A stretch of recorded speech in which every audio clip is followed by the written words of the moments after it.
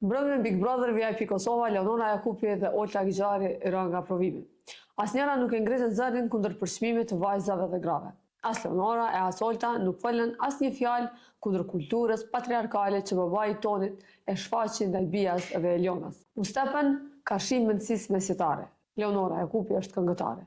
Dhe në shoqërinë tonë, e cila ende ka elemente patriarkale e tradicionale, profesioni i këngëtares shpesh paragjykohet si pamoralshëm. Madje ka terme denigruese ndaj këngëtarëve që s'dua t'i përmend sot këtu.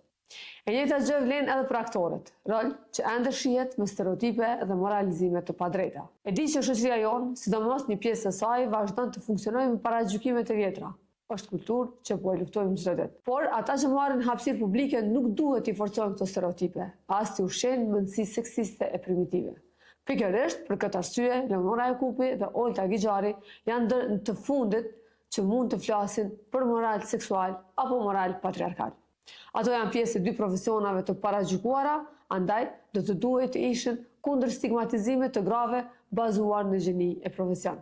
Nuk është morale të paragjykosh njerëzit apo të përpiqesh t'i nënçmosh. Moralizmi në vetvete është një formë i moraliteti.